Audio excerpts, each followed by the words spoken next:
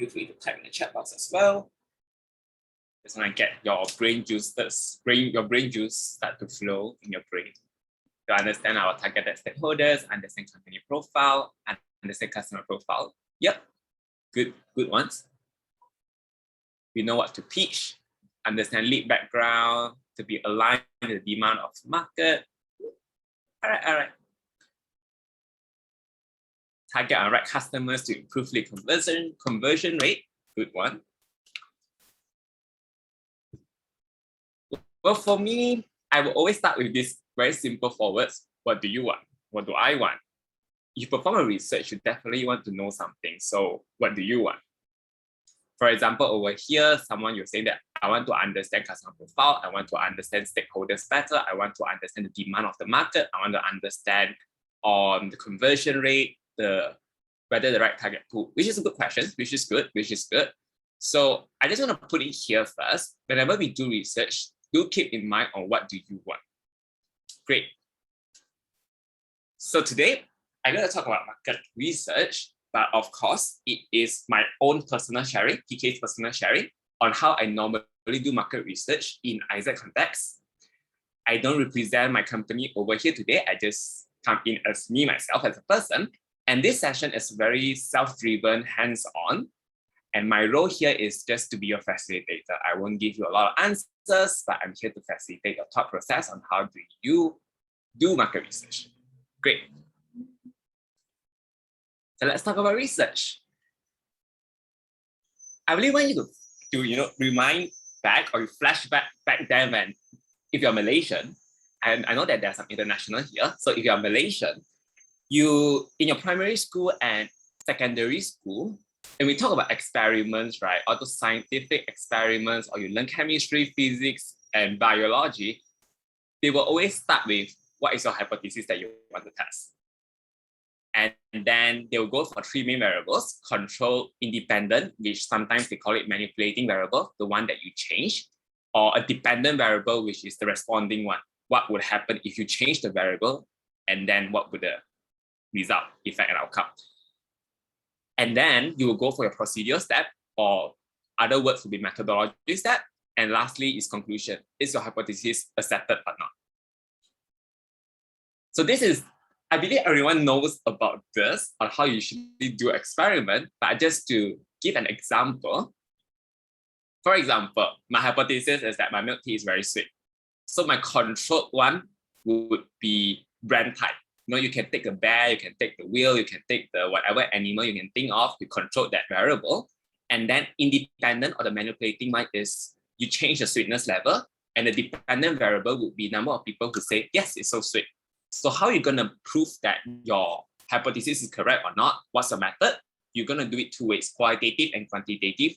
So qualitative is where you go and ask everyone, ask your friend, is my milk tea sweet? Then they'll say, yes, it's so sweet, or no, it's not sweet. Or you do a quantitative, you launch a Google survey form and ask, rank my sweetness of my milk tea. Very sweet, okay, normal, less sweet, or not sweet at all, 0 sugar. And once you get all the results, you will go back to your hypothesis. If let's say there's a lot of people saying, yes, it's very sweet, then yes, your hypothesis is accepted, my milk tea is so sweet. So if I just want to zoom in a little bit on the methodology side, there are 2 ways, qualitative and quantitative, as stated over here. Qualitative is where you do a conversational method. You interview people, you have conversation with them, or it could be a quantitative one where you collect data in numbers and measurable form. So this part is where you do surveys, you do a descriptive research where you analyze the industry itself and then form a few general statements to represent the industry. So quick question, I just want to know, in your past 9 months, when you do market research, when your MCVP asks you to do market research, or the team leader asks you to do that, what method you use? I want you to really reflect back, how do you do it? Do you use qualitative method, conversational, or do you use data and surveys, numbers, and measurable forms?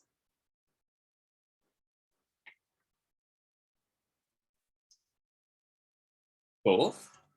All right, that's a good one. Both are more towards qualitative. Yep. Qualitative more, a little bit of both. Qualitative better, quantitative, Google News, social media, qualitative. Yep. I think you all get the hang of this. So my intention of bringing this up is because just to let you know what are the ways that you can do research. And both methods are useful on its own, but it comes in different ways to get it done. So next, I introduce you the type of data. There's two types of data that normally research will use, primary and secondary. Primary is where it comes from main sources. For example, in Isaac, you all have this membership engagement survey that you do it monthly or maybe quarterly, and those are directly from Isaacers, which means those data is actually your primary data because you get directly from the source. But for secondary data, you combine multiple primary data from various sources and you make a general inference or conclusion from that. So for example, if let's say we have membership engagement survey from whole Asia Pacific entities, we have Malaysia, you have Indonesia, Thailand, you combine everything and then you produce another report that investigates on AP youth, then that is the secondary data. So a quick question as well. Which data source you use while you perform market research? Where you get all those data? Do you get it through website? Do you get it through annual report? Do you get it through what else? I just want you to think, where do you get all those data that you need?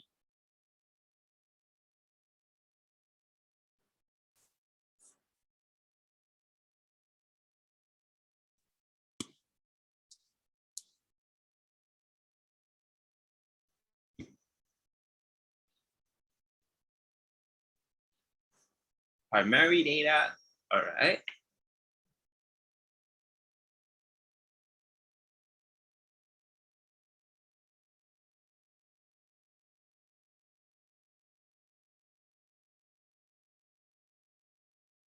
More the secondary via news, combination of both, secondary, primary data, first meetings. Yep, that's true, Alicia, that's true. Secondary on website, Google News, social media. That's very true as well. Annual report of the company is secondary. Actually, annual report is primary because you get it directly from the main source. Secondary, when it happens, like for example, you combine the same industry, you combine the annual report together, then you analyze that part and you produce another report to analyze on industry, for example. Yeah, but okay. It's all right if you're a bit confused because maybe this is something quite new. It's all right. It's not really important on the type of data. It's just to let you know on how everyone else would do research and that's how they categorize it. But I'll give you some example. I know it's a bit confusing, it's a bit technical, so I put it into sales context, Isaac sales context. All right. So of course, step 0, the basic step that you need to form a hypothesis. What do you want? So if you put it into Isaac sales context, these are the few guiding questions to help you form a hypothesis. What do you want to validate about your product? Is it an EVA or a P, or whether you're in EVA, PD, IGV, IGTA, or NCR? What do you want to validate about your product? What do you want from partners, and why partners should form partnership with you? I just want you to really think about it. As I said, this is a very hands-on session. But I will give you an example first. Yes, for me, right, maybe I look into 4 hypotheses. I want to know whether my partner has budget to be my financial partner, very important. I want to know, but I'm not sure. I want to know whether my partner is interested in CSR, especially on environment and social work. I want to know whether my partner is looking for international talent. And I want to know whether my partner is looking to increase brand awareness among uni students. How do I form a hypothesis? Because it relates directly to my product. Budget to be a financial partner, it could be for PD, it could be for EVA, it could be for NCR maybe. Interested in CSR, definitely is PD and NCR. looking for international talent, IGTA, looking to increase brand awareness would be EVA. So this is my hypothesis that I want to test. Just to give you a few examples. And I know that your experience 9 months already, you definitely have a few hypotheses that you want to test before you go inside sales meeting. So here's what I want you all to do. I want you all to use your phone to scan this QR code. And then it will lead you to a Mentimeter slide where you are able to share with me what you want to validate at the top of your mind right now.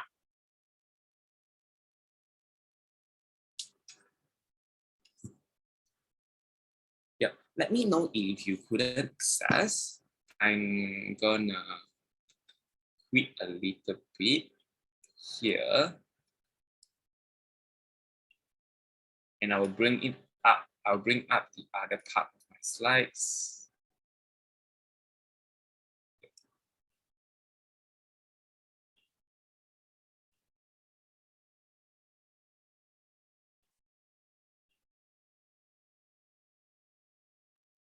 Yeah, if let's say you don't have enough time to scan the QR code just now, you can go to menti.com and use the code, this code, and key in, and then you are able to come into this page.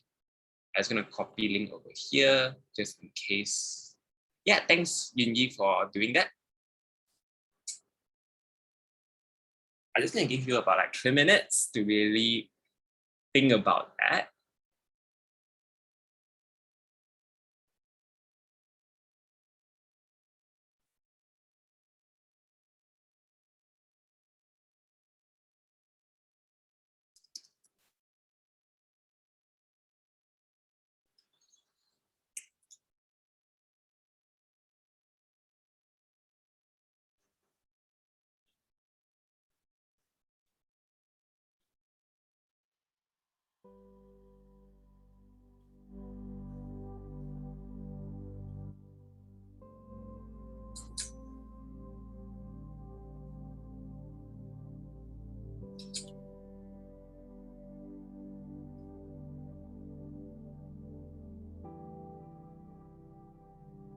Yeah, feel free to actually read on what others think as well. You have 60 people who are here. It will be very interesting to know what kind of hypothesis everyone has in their mind, and maybe it's something that you never thought of, or something that you will probably think of, but you do not know how to structure it. Pricing for employer branding initiative, CSI initiative, CSR.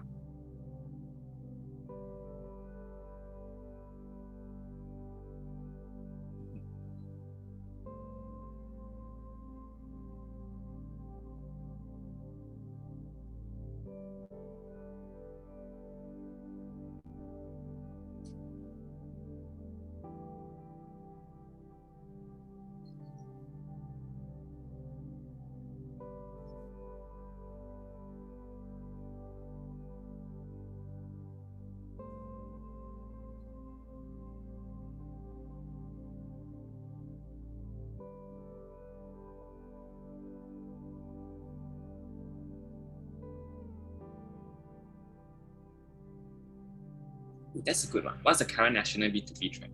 That's a good one. Are SMEs interested on CSI initiative? A very good hypothesis to test.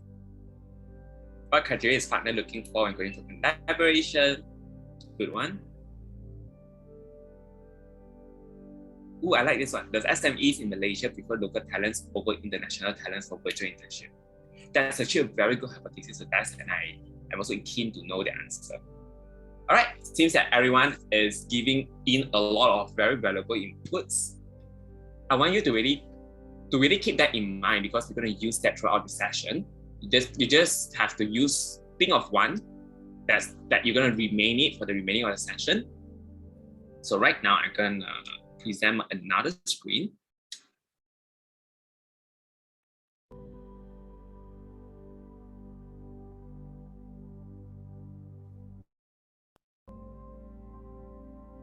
Yeah, validating the hypothesis.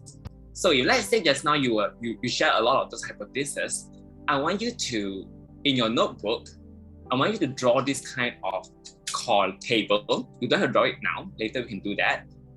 And I want you to put these 4 columns, your hypothesis over here, your method that you use to validate this hypothesis, what's your action, how you're gonna use. If let's say you say qualitative, what you're gonna do. If you say quantitative, what you're gonna do. And your data source, is it primary or secondary? And then you break it down. I'll give you an example how I do this. So for example, I want to test whether my partners has budget to be my financial partner. I will use a qualitative method. What I will do is I will ask during sales meeting, because there's no way I'm going to get it through their website, and there's no way I'm going to get it through the annual report, because nobody will tell you that, hey, I have budget, you can partner with me. Nobody's going to tell you that. So the only way you can do that is actually through qualitative. I will do it through interview and sales meeting. Hence, the primary.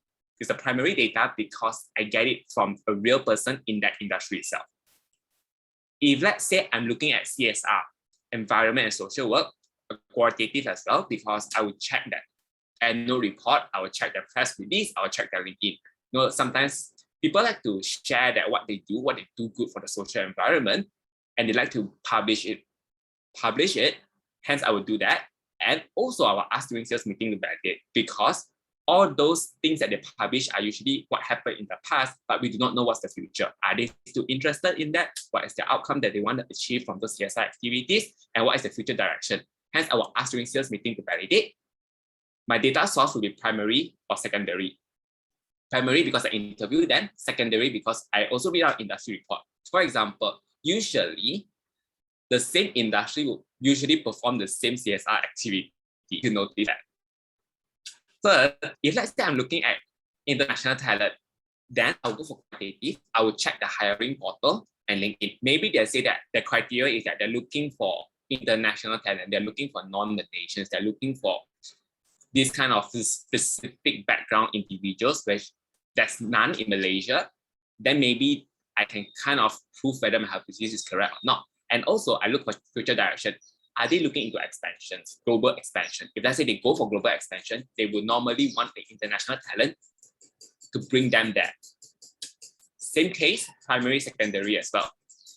If let's say I talk about brand awareness, then I'll go for quantitative, because I'm not sure whether are you aware, there's a few industry reports out there that reports on brand perception. You can really Google it, and you can see how brands are performing, and they have their own specific pillars that they measure on. And that would be a very good insight for you to have a conversation with your partners. And also, another part would be case study on how Isaac or how your LC is able to increase brand awareness of similar companies. Primary and secondary as well. So this is how I would do. This is just my guideline on how I would validate a hypothesis, and then I will check. I will gather info from multiple data sources to validate my hypothesis. Because I'm doing research, and data sources are actually everywhere. You can get it through annual report, website, press release, LinkedIn, employees, social media, news, customer reviews, and up to your creativity, where can you get it? So I highlighted a few one over here just to give you a sense of where am I talking about. For example, Proton says that in 22nd April, they say that I want to begin work on new expansion to plant in Tanjung Malim. 200 million ringgit investment on this facility, as well as is part of Proton's growth and technology strategy. So from here, you kind of know that they're expanding, and you want to know they definitely need a lot of talents, means they want to hire a lot of people. And then it comes to another part. Who are they hiring? Are they targeting on Malaysians, or are they targeting on foreign laborers? Because it's a manufacturing plant, and you know that in Malaysia, manufacturing industry is very driven by labor, foreign labor, and because of the pandemic, a lot of them are shut, the borders are shut, and the most heavily affected is actually those manufacturers, as well as agriculture industry. You can even see IOI Corporation, if you know them, I think one of your partners as well, they are actively hiring local Malaysians to be working in a palm oil, and that is a special thing that's happening right now, because all this while they have been relying on foreign labor. So let's go back to Proton. They say that they wanted to compete beyond their shores, and they're going for localization.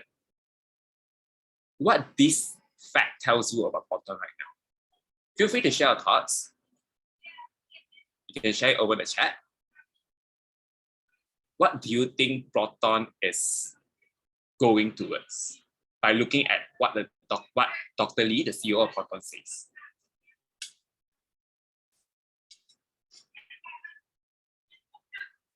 Looking for local labor, that's true. Local talent, that's very true.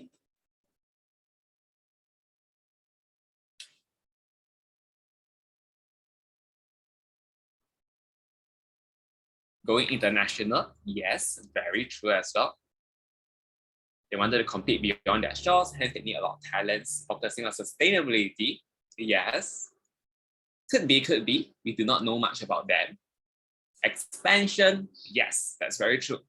So the point that I want to bring out here is that sometimes when you're doing market research, there's no a clear direct answer for you about that. You have to kind of like depict all those sentences that they use, all those words that they use to understand where is their direction going, especially from their own CEO themselves. They will give you a little bit of hint on their future direction. So if you talk about expansion, I would think directly think on they're looking for talents. They're looking for hiring more people to be in their industry itself.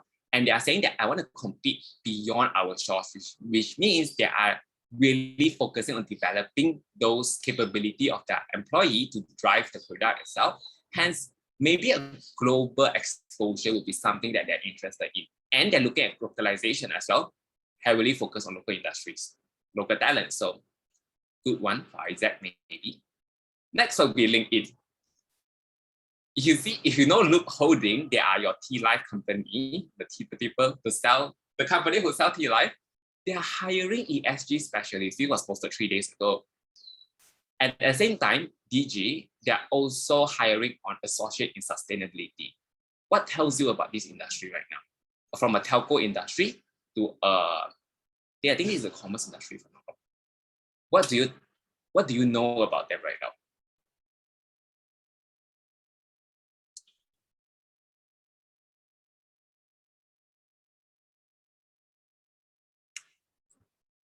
They need expert in sustainability. That's a very cool one. Thanks, Nafisa, for that. Yes, exactly. They need experts. And which another word, it also shows that they are focusing a lot on sustainability. And of course, this is just the tip of the iceberg. If you really look at LinkedIn, you go into your job. I know anyone is active in LinkedIn, just look into the jobs portal, that part. A lot of people are hiring on sustainability. A lot of companies, a lot of industries, they're hiring on that. It shows that sustainability is one of the key focus areas moving forward. And perhaps Isaac can tap into that. Then we go into Instagram. You have UEM Agenda talking about Agenda Stars, where they celebrate International Youth Day.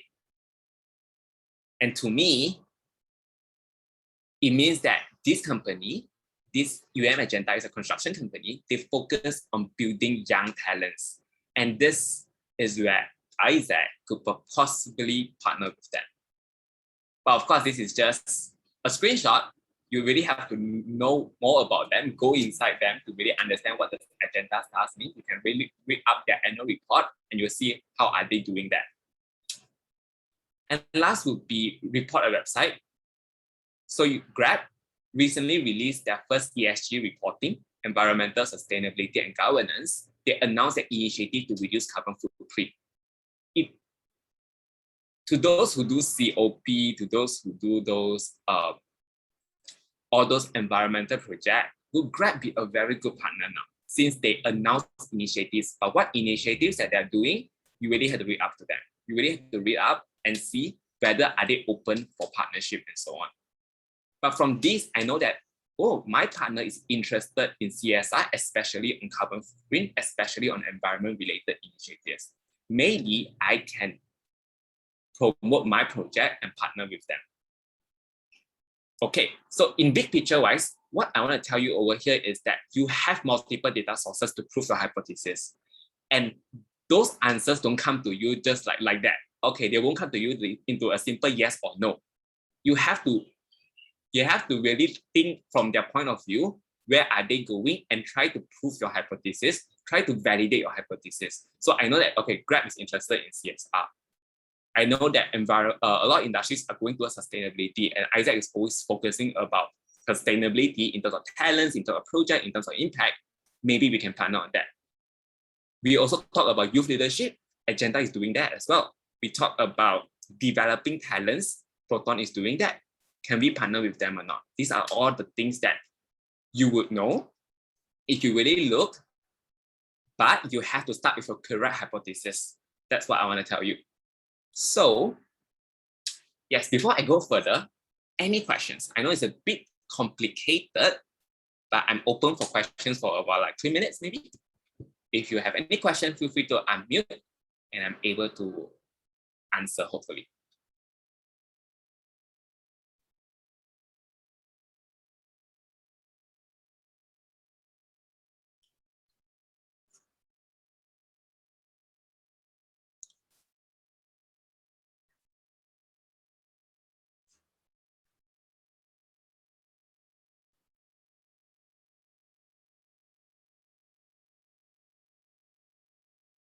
Hello, PK. Yeah, I'm Chunwat. And I'm from Isaac University, Malaysia, Sabah.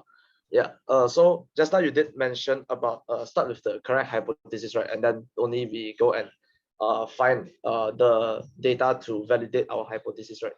Yep. So one question I would like to ask is, how do we know that our hypothesis is the correct one? Is there any indicator for it? Yes. I would say you just start with what you're selling first. You will never know whether your hypothesis is correct or not until you go to sales meeting, until you validate, and then it's a loop. It's like the more you do, the more hypothesis you do, the more conversation you have, then eventually, the more accurate your hypothesis is going to be. So if let's say you do not know where to start, you start with a simple, your product first. For example, this part, how I do it. But looking at just now the mentee one, I believe a lot of hypotheses are actually quite a good hypothesis already. So I think everyone is there. So you just need some time to validate it. All right. Thank you, PK. Thanks. One more minute.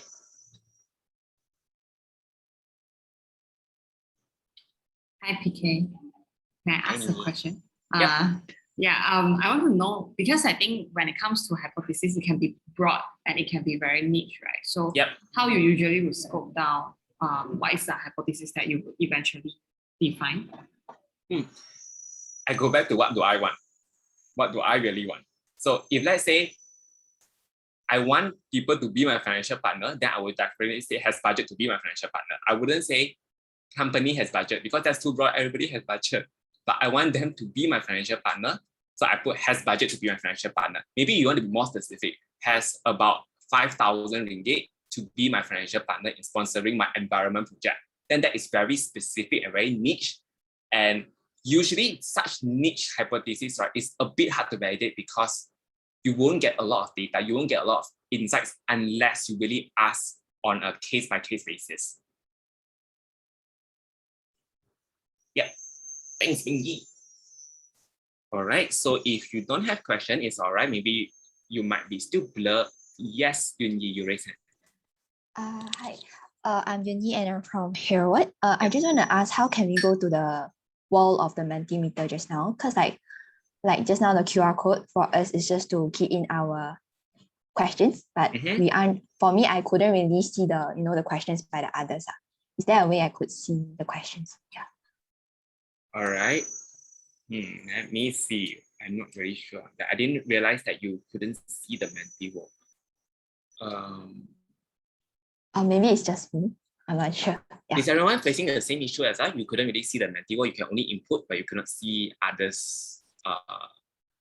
Yes. All right. Sure. Let me figure out later on how do I do that.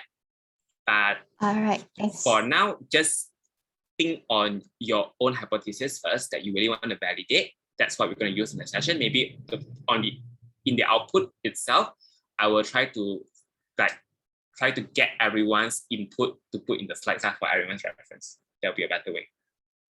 Thanks, Yunyi, for letting me know. I didn't realize that.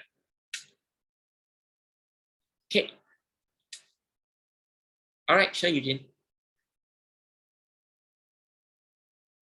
So right now, I want you to try it out yourself. Just use one hypothesis that you think of and try it out. What's your methodology? What's your action? What's your data source? I'll give you 3 minutes to do that. Write it down in your notebook. And later on, you should share with your LC. But for now, just do it first. Yep, 3 minutes starts now.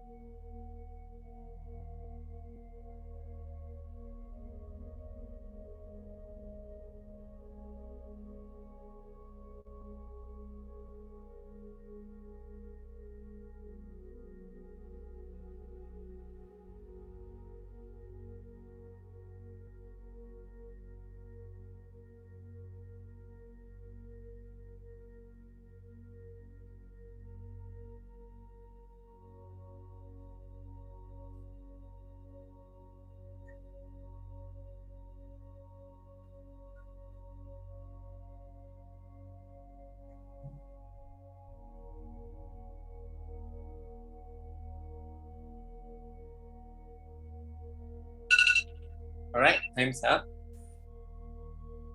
I hope you have fun. So you don't have to share for now. I will move on to the next part.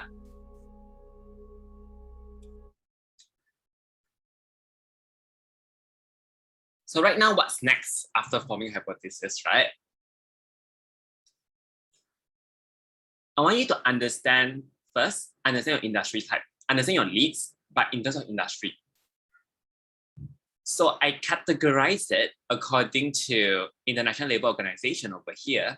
They categorize into 2 industries. I highlighted blue. Those that I bold in blue are usually the industries that we approach in our exact context.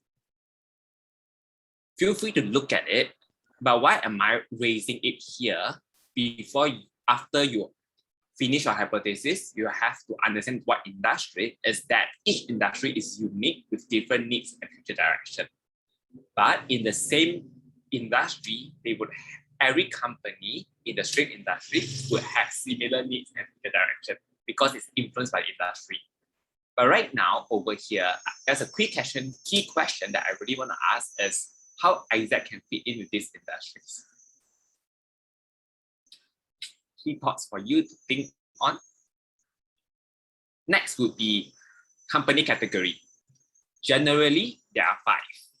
You have the startups. So this definition is based on Ministry of Science. They say that startups, they are tech-based and they have less than 3 years of establishment. The next one would be micro, small, medium enterprises that you can see over here at the table. This definition is provided by SME Corporation Malaysia, where you can see micro is less than 5 employees, small is between 5 to 75, or for services it's between 5 to 30, and medium is between 75 to 200, or if you're in services, you're in 30 to 75. And other than that, they will be large enterprises. If let's say they have international presence, it will be multinational corporations. Then there's a special category called government-linked corporations, which, for example, like your TND and your TM, they are the government-linked corporations. But why you also have to understand the category is because each category, they have differences in decision-making process in terms of speed, amount, and authority. For example, speed. If let's say you're E, you're just targeting as SME, they only have 5 to 75 people in their company. The time that you need to get approval is way lesser as compared to large enterprises, which is more than 200 employees, or MNCs itself, which would take up to 4 or 5 months. And of course, authority itself. Who can be the decision maker in each category of the company? If let's say they are a startup, they are MSME, usually the authority would be their CEO, and the CEO can make decisions very quickly. But when you go to large enterprises, MNCs or GLCs, let's not talk about GLC first. Large enterprises or MNC, they will have their stakeholders, they will have their shareholders to make decisions, and all those are through board of directors, for example. But of course, it really depends on your amount. If let's say you're asking for 5,000 ringgit, usually they won't go for board of director. But if let's say you're asking for more than that, maybe they need. But that is how it works in industry-wise, according to your company size. Whereas for GLC, it's a little bit tricky because it involves the ministry, it involves the government, hence it's more complex, which I don't really support LC level to go for GLC companies. Just focus on these 4 would do. Key insight for you to really think as well.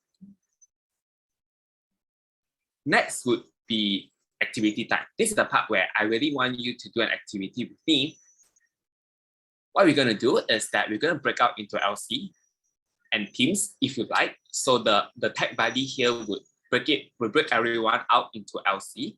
And if let's say your LC is like JB, I know you're quite big, you wanted to have individual team with your own VP and director, you can do so, but be wary of the time, be mindful of the time as well, because if let's say you do that, then we couldn't bring you back to the plenary like how Zoom normally would do. Have a 5 minutes of LC/team discussion on your hypothesis to validate, just to share your ideas. Then I want every one of you to pick one lead to research on. You can either pick your current leads that you have based on the past 9 months, or if you do not have a lead, you just Google one company and start to think about them. I want you to research on 15 minutes. And then Eugene will be able to share with you a tracker, just like how he has shared it right now. You are able to see this kind of table. Just go to the first step. You are able to see this kind of table. I want you to list down the facts that you can find, each one in one cell. These are all the data sources as I mentioned previously. Be creative and find anything that you want to find, but make sure that you summarize your facts in one cell only. One fact per one cell. make it short and sweet but understandable. So you don't copy the whole paragraph and put in one cell. Please don't do that. It's gonna be very not that nice for everyone to read. Summarize, help everyone to summarize it as short as possible and put it as fact number 1, fact number 2, up to fact number 10. Then it'll be 15 minutes and we'll come back in 20 minutes later in this plenary Zoom. Is everyone clear on what to do? If you're okay, quick. If you're okay, can wave. Yes. Thanks, Annie. Thanks, Alicia. Thanks. Yep, I think everyone is cool. If you do not know, you can feel free to just text me or just ask your MCVPs. Yep. I guess everyone is good to go. Tech buddy, do help me to break them out into LCs and we come back in 20 minutes. Okay. PK, do they need more than one rooms, like, or depends on the size? Because you mentioned also into teams, right? But Yeah. I think 20 minutes only, so maybe they can just decide within their LCs, like Yes, which that's one they true. want to go with. Okay, okay. Yeah, divide them into LCs that will do. Then Okay. whether they want to further break it down is up to them. Cool. Yeah, the room is ready. Y'all can go in already. Thanks.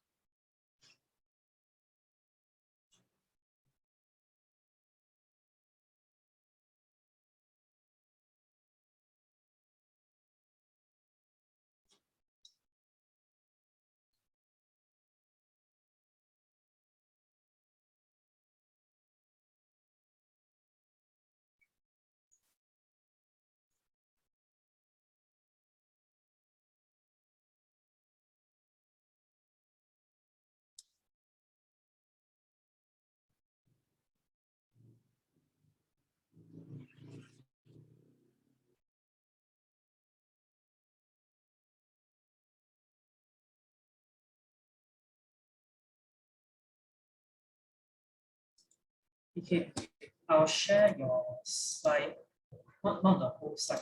So as what are the industry and what are the type of organizations that are out there. So right now, I want you to really read others' input. So there are 15 different entities, if I'm not wrong. So I really want you to read everyone's input. To those central region, do read on non-central region, non-central region, do read on central region's input, read on your friend's input as well. And Eugene will categorize it according to the industry type that you have put in. And then I want you to really read and write down any observations or inferences or highlights or assumptions based on the industry type in your notebook. I just want you to write your notebook first. And then I want you all to really discuss your notes together as a team, but do assign a note taker to jot down the notes and complete the table below. So for example, I'll just stick the LC or LC in, or SU, sorry, and then your industry that you read on, for example, you say professional services, put it here and then summarize the key highlights as a LC. Right, everyone cool? Everyone know what to do? So this would take about 15 minutes for everyone. Everyone good to go? If you're good to go, say yeah. Good to go, you can just say yeah, and so on in the chat. So I know that you all know what am I saying.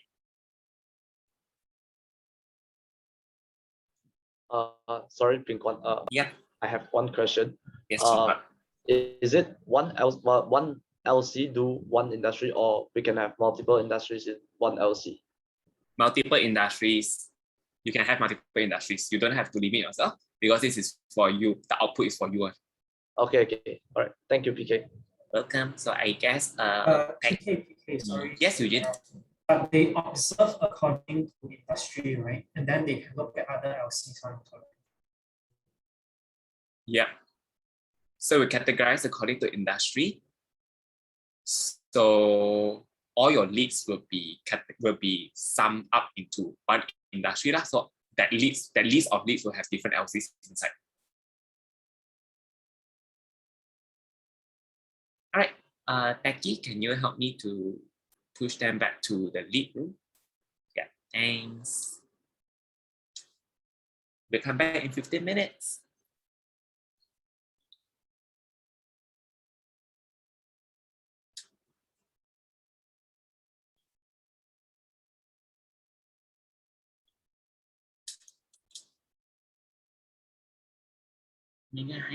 So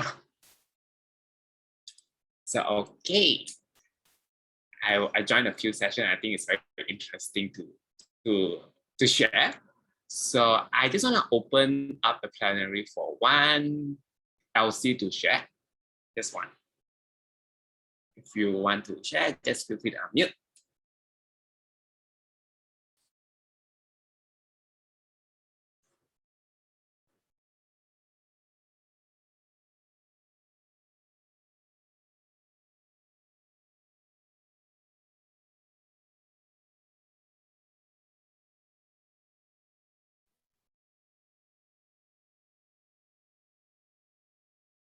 Oh, Xiao Tian recommend Jeremy. Okay, Jeremy, who are you? Yeah, they can just share. Just share some of your thoughts. All right. Yeah. Just give me a while. Yeah, okay. Yeah, so during the discussion just now, the 10 minutes discussion just now, we focus on some industries, like for example, commerce. Yeah, so for commerce, right, most of the companies are actually those big ones, like MNCs, and they have like they are more well established already. Okay. Yeah, and also most of them, right, they have a lot of cash in hand, so they are focusing a lot on CSR, especially currently in the pandemic, right? There's a lot of underprivileged communities, so they are providing like scholarships, in-kind sponsorships. So maybe this is where we could work on with them. And also for them, they also have more budget to resist the impact of the slow economic growth caused by the pandemic itself. So for this, we can also approach them for our GTA program, Global Talent, for them to hire international talents to expand their business. Yeah, and also we could also help on the employee branding part for them to engage with more youth through events like maybe like YSF, etc. Yeah, and also just now we also focus on the construction industry. Yeah, so for construction industry, although some of them are looking on the CSR part, but many of them are still focusing on on their operations lah. Yeah, and also quite in this recent years, right, many of the construction companies, they are focusing a lot on sustainability. Yeah, because as you all know, like a building, right, consumes lots of energy. Yeah. So like energy consumption, renewable energy is I would say one of the major focuses. Like how do you instill like solar energy, wind energy in your building? Yeah, so maybe for this, right, we could also collaborate with them on the CSR part, let them engage the students talking about sustainability, maybe for those engineering or maybe for those IT students. This is a part where we could collaborate with them. Yeah, so I think I just share these two industries. Yeah, is it all right? Yeah, sure. Thanks, Jeremy, for that insights. I believe a lot of you will also have the same insights as well. And I think the activity that you have made is a stepping stone. Of course, it's a stepping stone for you to be aware on how you actually can look at the industry from a bigger point of view. So we will move on to the next part. There's still other parts to go, not so fast one, okay? All right. So this is a question that I really want to ask everyone. Why do we need to understand industry trend? Why not we just understand the company, the current lead that you have, and why do we actually need to understand industry trend first?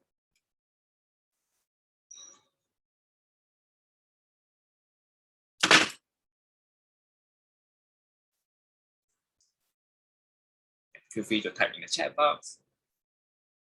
Just want to know your thoughts.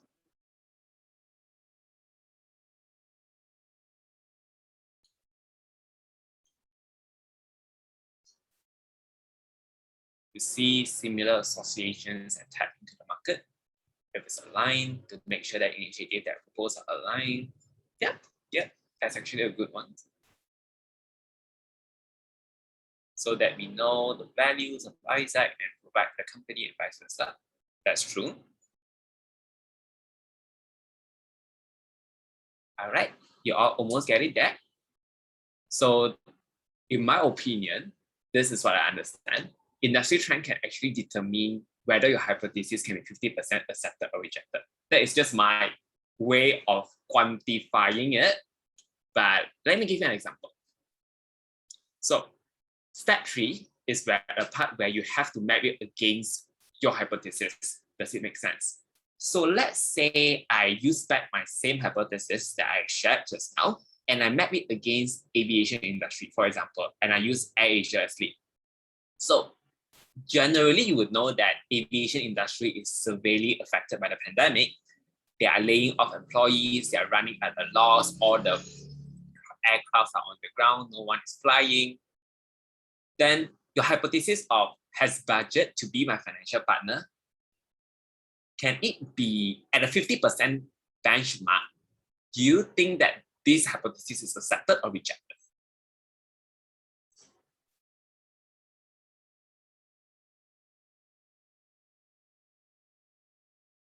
Yep, just a thought for you to really think about that, but I think you all know the answer.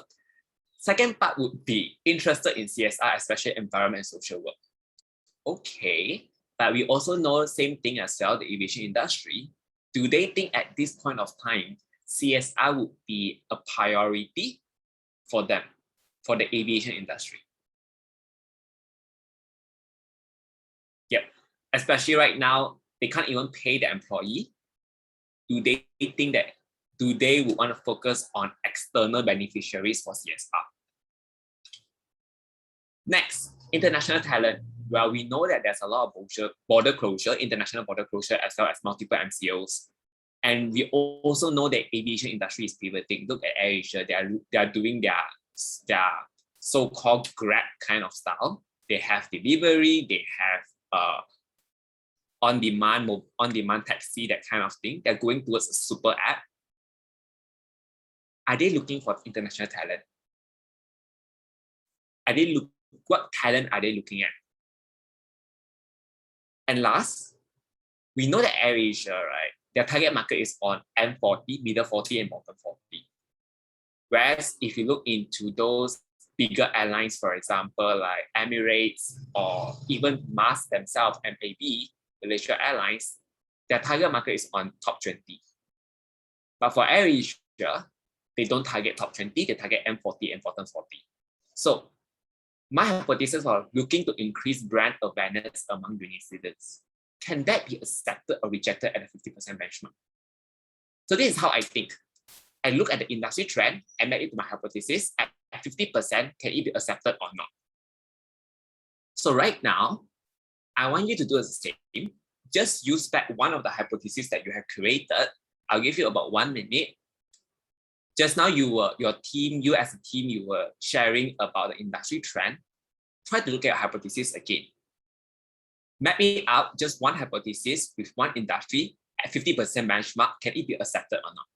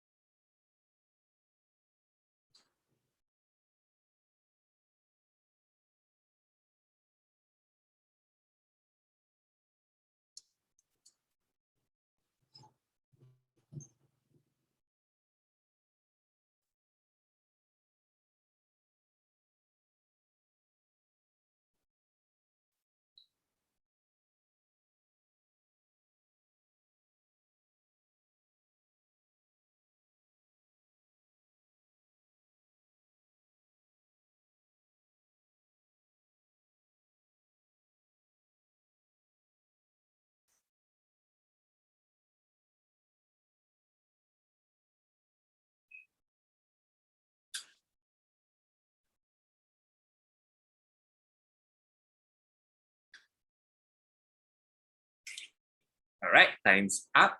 You all don't have to share. You all just keep it to yourself. And then I'll go to the next part. sales meeting can determine further whether your hypothesis can be 80% accepted or rejected. That is my way of how I look at it. At 50%, I do my research. At sales meeting, that is where your qualitative methodology starts to kick in.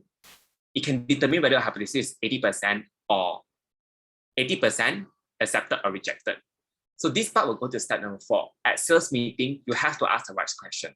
But how do you do that? My one tip for you is you ask, you answer. So you marry it up this way. You can put your trend on the left side, your hypothesis in the middle, at 50% accepted, rejected, the one that you did previously. And then what kind of questions you can ask and what are the foreseeable answers that allow you to either validate or invalidate your hypothesis itself. So I'll give you an example how I'm doing it. So for example, for me, budget to be a financial partner, definitely rejected because they can't even survive on their own. You don't talk about budget to be a financial partner.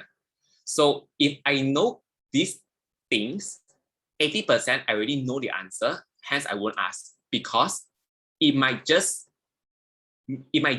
seem that I am not being sensitive to the industry. I do not know what am I saying. I do not know what am I talking, and I just go in and just blindly to say, do you have money for me?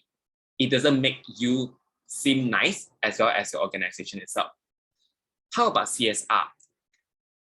But for AirAsia case, it's a bit different. You all know that they're all stars are volunteers in vaccination drive, in the national vaccination drive. That's how they do their CSR.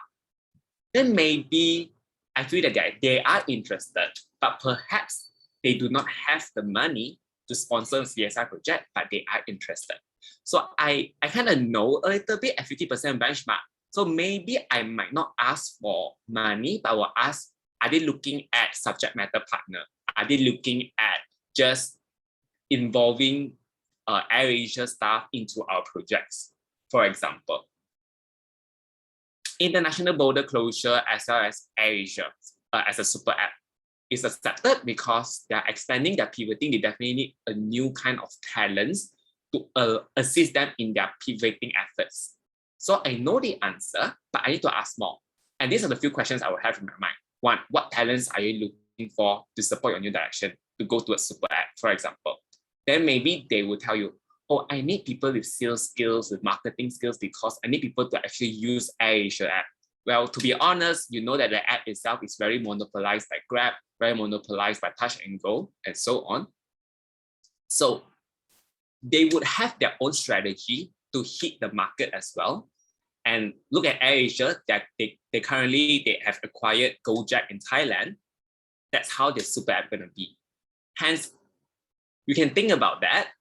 What talents are they looking for? Then, once they tell you sales skills and marketing skills, then we will ask the next question. How are you going to get those skills? Are you targeting on fresh graduates?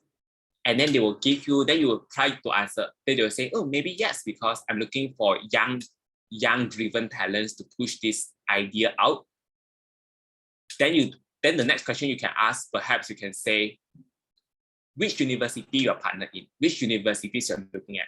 From the graduates, which universities are they from that you are looking at? So these kind of methods that I use when I'm doing a sales meeting, I will have a list of questions that I want to ask and a list of foreseeable answers that I want to get. That in the end, it will able to help me to at least be 80% sure of my hypothesis, whether it's accepted or rejected. If let's say I talk about target market, I will say, are you targeting uni students? But of course, context-wise, you don't talk like this to your partners. Like you have to switch a little bit on how you say it. But just to make it clear on here, they probably will tell you, yes, because it's part of my customer base. M40 and B40 is part of customer base. University students are among them.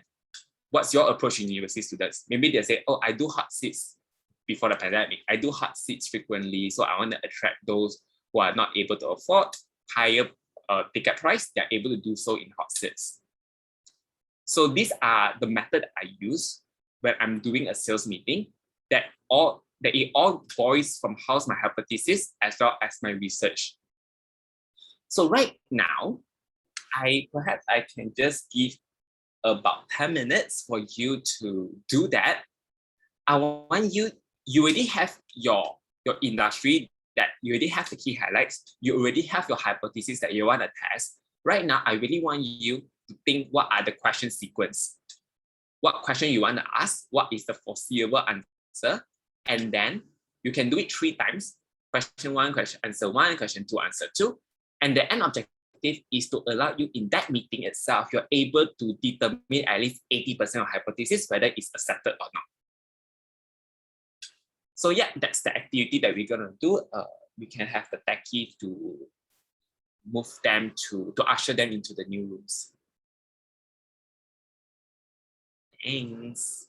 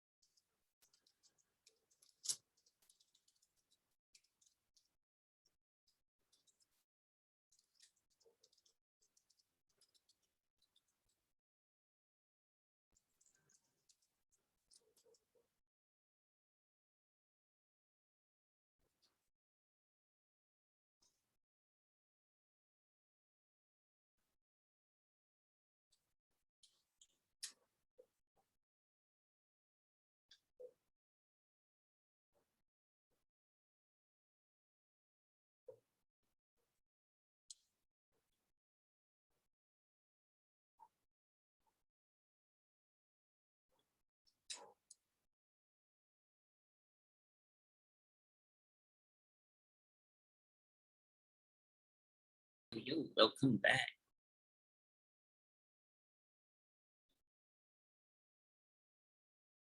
All right, how was it? How was it thinking from question and answering? I hope you all have fun.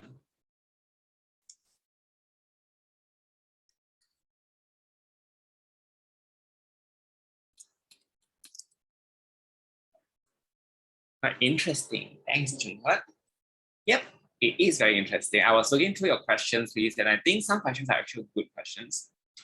Some questions just have to be phrased, especially budgeting questions. You have to be it's quite tricky for us to be very direct to ask someone for budget immediately. You have to know how to rephrase your questions. For example, you can say something like, how much usually you would invest in your past activities, or how much you have spent over here.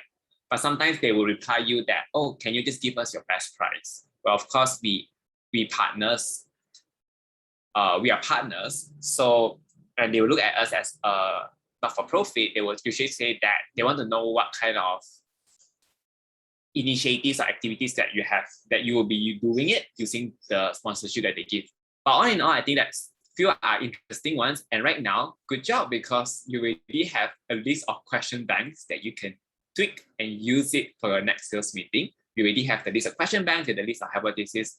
Feel free to do it during a team discussion to identify which is the best one, and try to validate and test it out with your sales partners in future. So with that, I'm just going to give you a quick few messages before I end the session. I think like what Chunhua has mentioned earlier on, how do I know whether my questions asked are right or wrong? Or how do I know whether my hypothesis asked are right or wrong?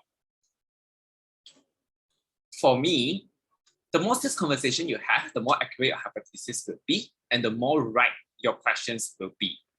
It's very simple. It's a loop. Because the more you know, the more informed your question is going to be, the more accurate, the more precise your answers that you're going to get will be. Then you give me another $1 million question. What if I can't even get a sales meeting? For me, the hypothesis and industry trend will be a conversation starter, because it's a thing.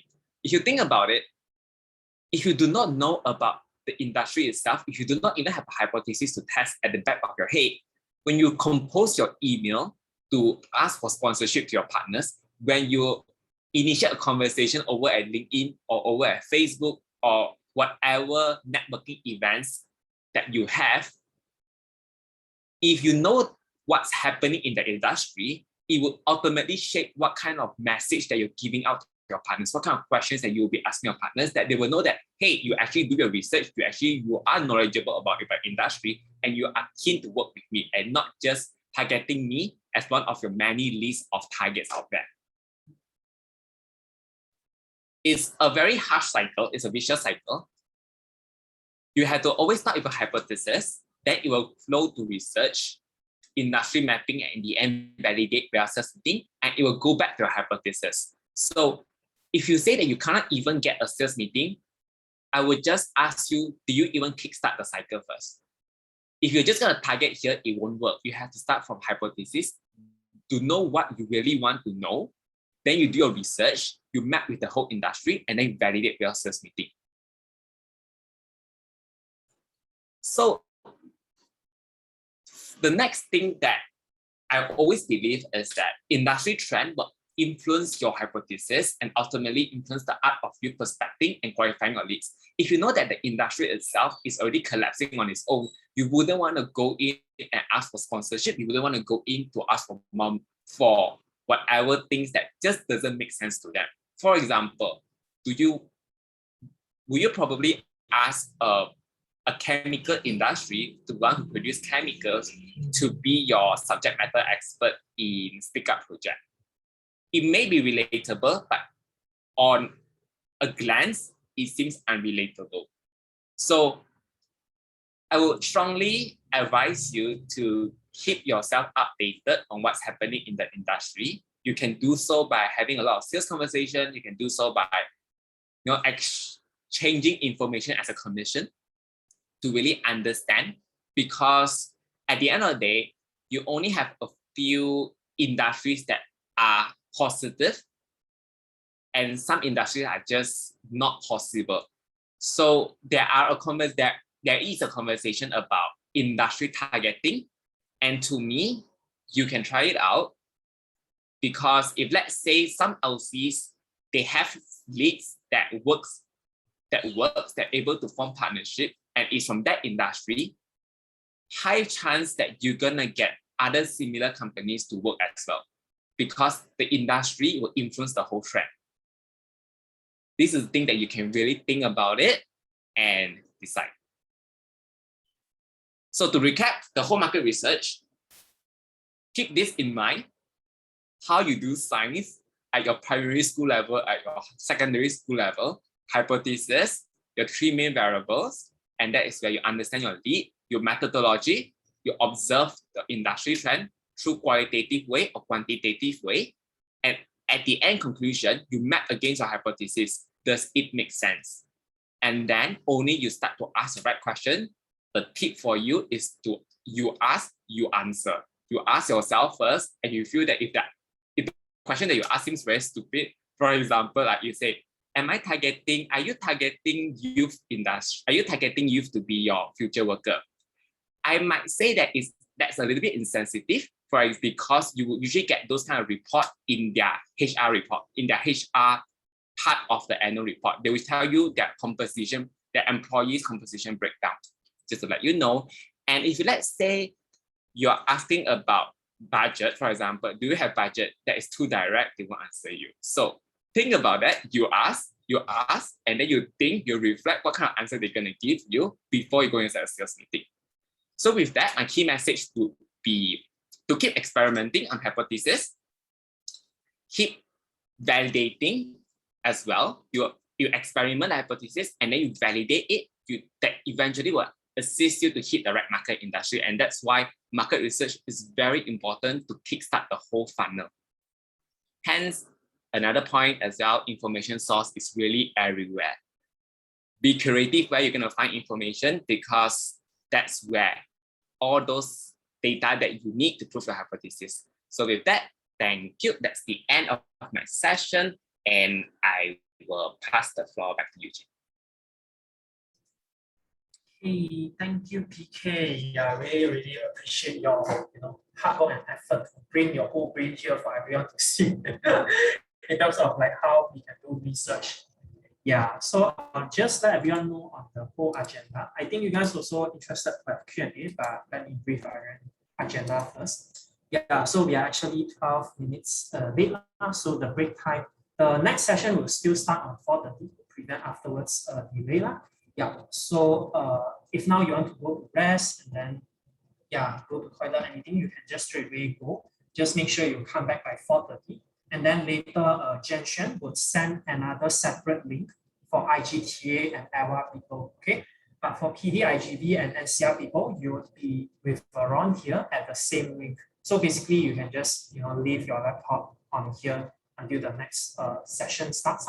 Yeah, and then yeah, that's all. So everyone have around 17 minutes of the break time, rest time. However, if you are still interested to have conversations with PK, to have Q&A, then actually we are now open for the Q&A. Yeah, so yeah, if you want to rest, you can just close your cam or give the call, and then later the other track will be assigned by tension. Yeah.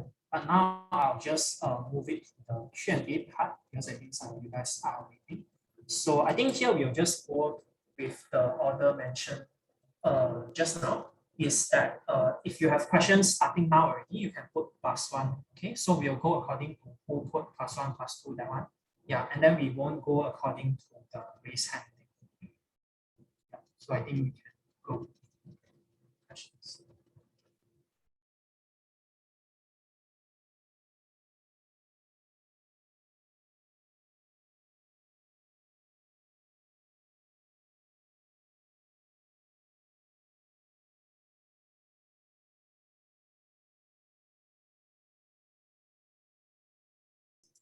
Okay, that's surprising. No questions.